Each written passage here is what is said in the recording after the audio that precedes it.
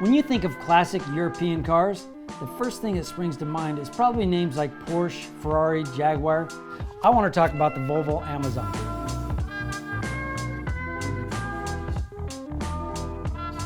Well, even before they were building 850Rs and turbo bricks, Volvo was quietly making one of the cooler sleeper cars of the 20th century.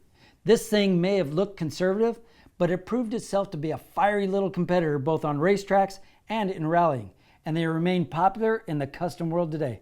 Let's jump in and see what we can do with one of these.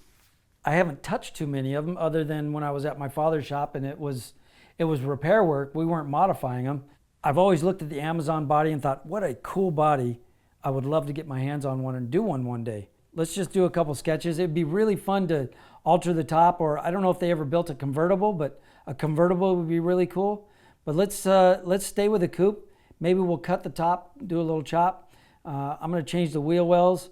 Of course, we're going to change the size of the tires, or the wheels and tires, and clean up some of the side markers and some of the trim on the car. But let's just have some fun with it and try and make it a more, shall we say, inviting car to get into.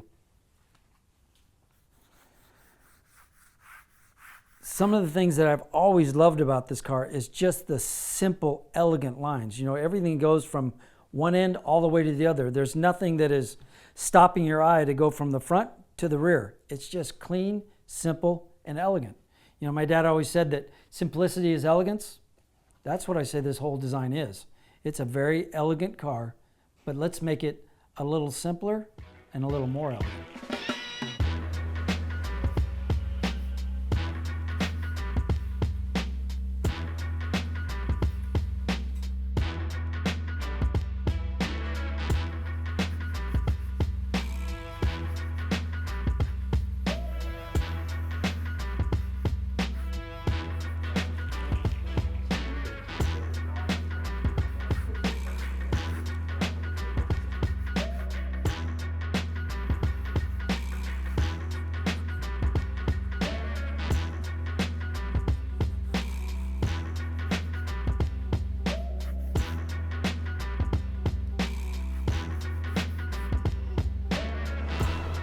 It's funny, you ask me what comes to mind when I think of a Swedish car or, you know, European car or any car.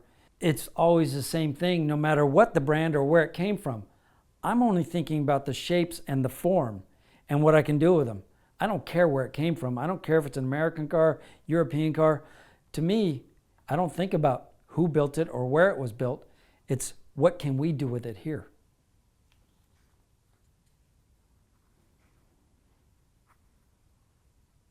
It's a very common thing for designers to take inspiration from other cars.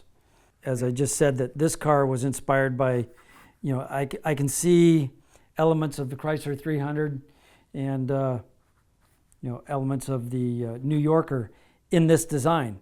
And it may have not been from that, but designers all inspire each other. You know, I can see something somewhere and think, wow, that could be a neat way to resolve something that I'm doing at the shop. We're all trying to do our best.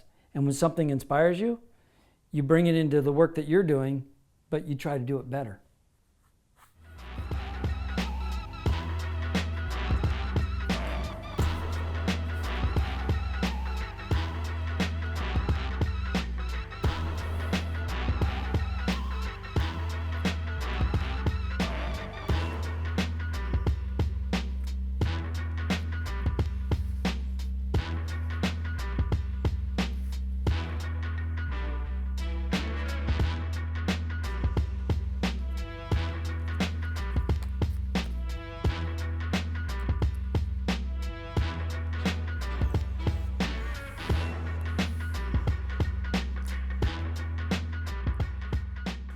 If I were to actually build this car and I was cutting the top off of it, you'd have to get in there and see what kind of chassis or unibody or whatever is underneath this.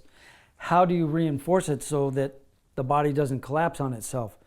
And it may be that we build a complete chassis underneath it, that when the body's on it, you know, the chassis is the strength, not the body itself.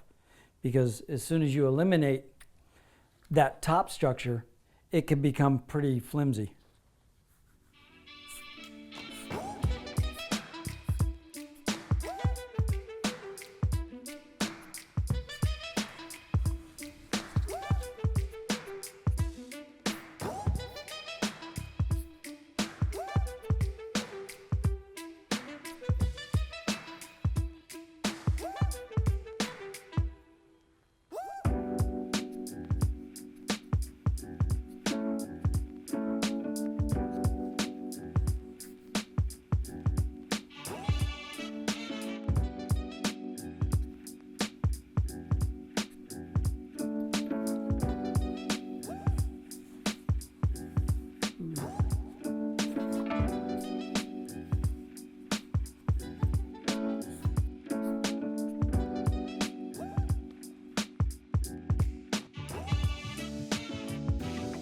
It's interesting when I look at this, I see a lot of the styling cues. I think that Volvo in the 90s, when they brought out the V70, they took a lot of cues from this car. The shoulders and the elegance of this was definitely the inspiration for the V70.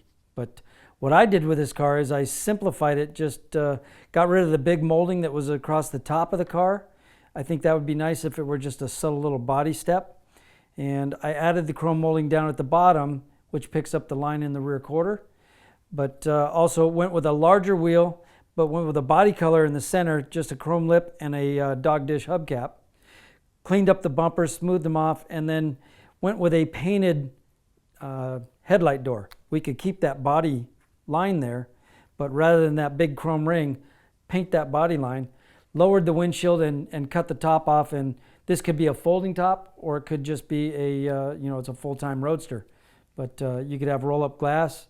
And then I went with a 69 Jaguar door handle just to clean that up and simplify it as well.